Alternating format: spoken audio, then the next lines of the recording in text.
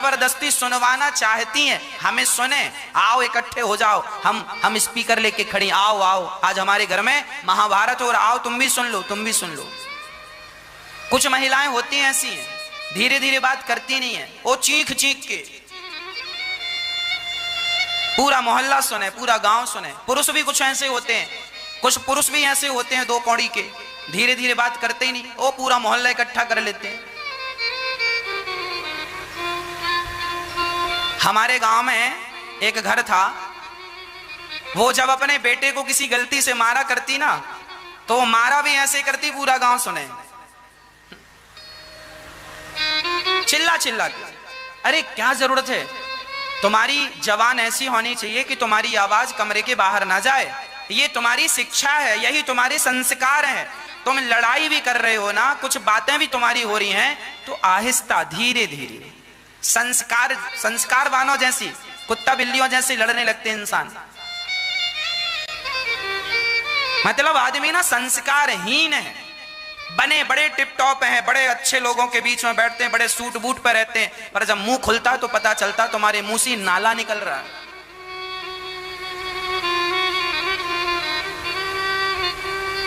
धीरे धीरे बोला करो। इसीलिए हमारे बड़े बुजुर्ग कहते हैं, मौन रहो तो ही अच्छा है। 100 गालियां भगवान श्री कृष्ण ने शिशुपाल की सुनी। कितनी गालियां? 100 गालियां। भगवान ने कोई उत्तर नहीं दिया। संस्कार यही है, शिक्षा यही है, पढ़े लिखे होने का विद्या ददाति विनयम। नम्रता यदि है आपके अंदर, सहनशीलता है आपके अंदर, तब तो आप पढ़े लिखे हैं और केवल डिग्रियां पाई हैं। चरित्र में तो कोई शिक्षा दिख नहीं रही है।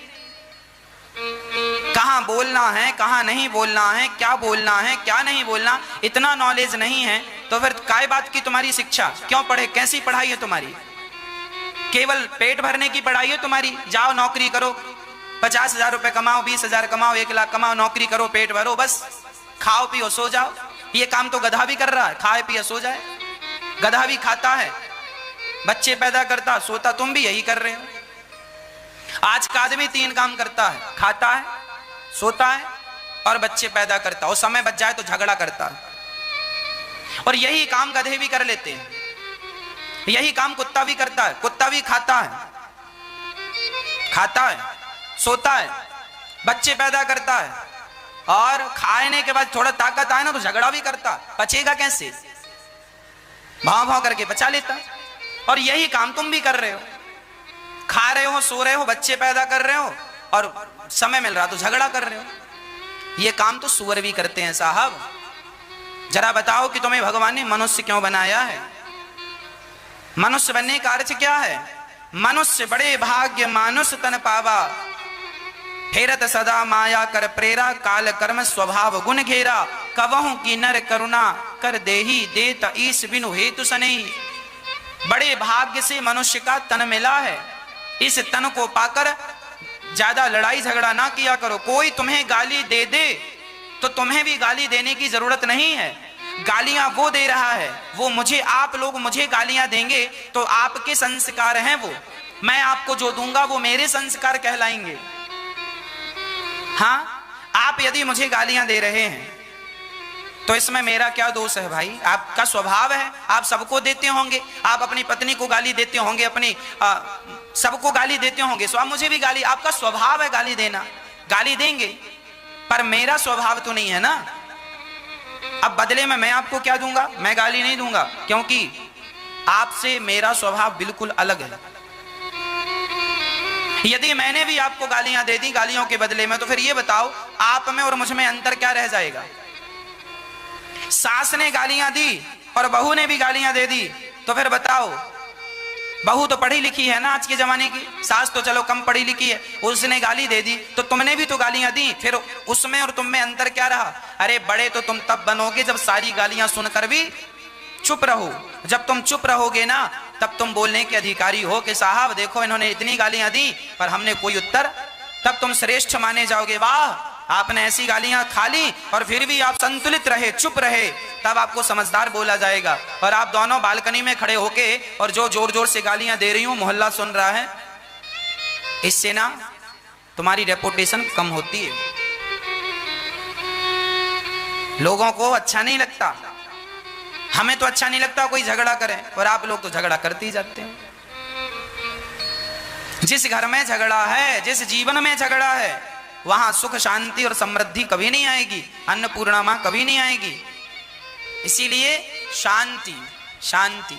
भगवान श्री कृष्ण ने 100 गालियां सुनी, शांत रहे। जब अति हुई तो अति सर्वत्र वर्जयेत, सिर काट दिया भगवान ने। भगवान ने गालियां नहीं दी, दंड दे दिया, खत्म। एक आदमी रह रहा था अपने घर में, उसका पड़ोसी बड़ा दुष्ट था। उसने सारा कचरा उठाया और सारा कचरा उठाकर उसके घर के आंगन में डाल दिया। उसने निकलकर देखा, यार अभी अभी तो मैंने झाड़ू लगाई और मेरे पड़ोसी ने बड़ी गंदी आदत, सारा कचरा मेरे घर में।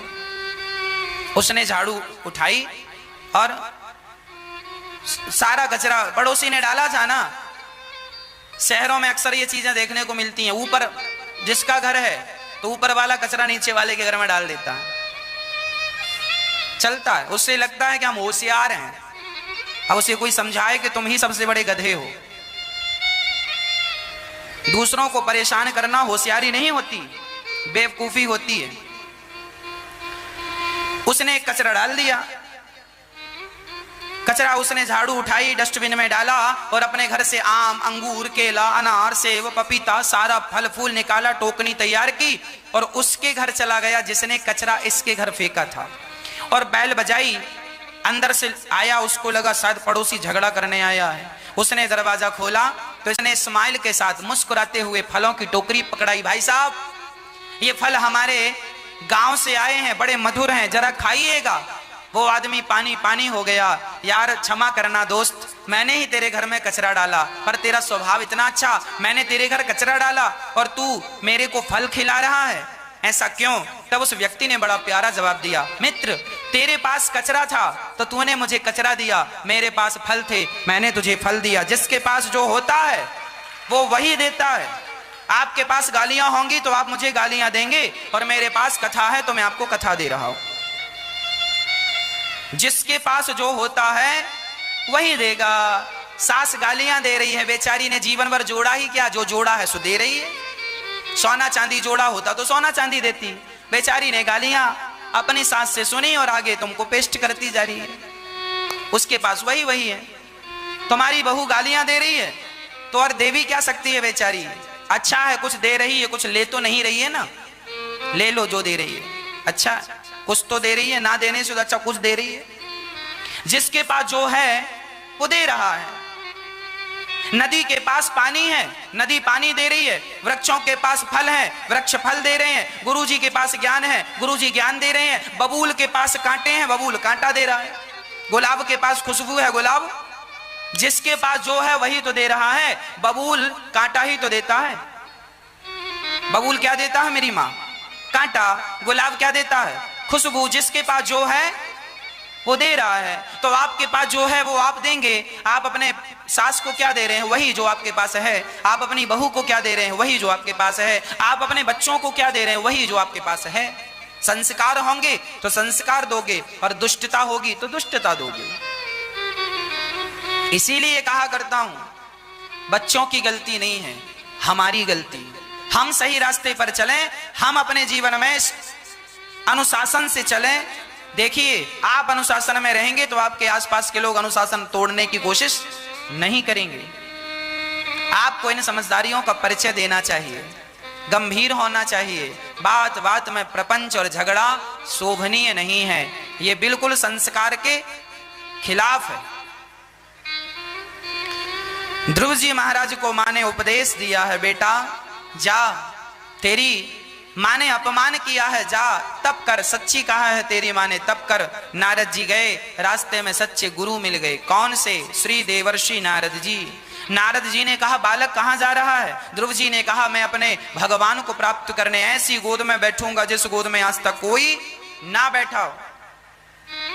नारद जी ने कहा, जंगल बड़ा खतरनाक है, जल्ला चला जा यहां से, जंगल में बड़े बड़े जानवर हैं, खा जाएंगे। नारद जी ने डराया, पर ध्रुव जी की अटल भक्ति थी। गुरुजी बिना भगवान को पाए हुए अब जिंदा शरीर नहीं जाएगा, मर जाऊंगा तो लाश भले चली जाए, पर जीते जी तो भगवान को प्राप्त किए बिना मैं लौटकर नहीं जाऊंगा। अब मुझे भगवान को प्राप्त करना है, आप कोई उपाय बताओ। देखिए भगवान को पाने का जो संकल्प है, इसीलिए कहा करता हूं भगवान के भजन की शुरुआत लड़कपन से हो, जवानी से हो, बुढ़ापे का इंतजार ना करना। आप लोग ना बुढ़ापे, आज हम जवान जवान बच्चों से कहते हैं बेटा कथा सुना करो, अरे महाराज जी कथा तो बूढ़ों को सुननी चाहिए, जवानों को क्या सुनवाएं, ये कथा कोई जवानों की है। तो एक बात याद रखना,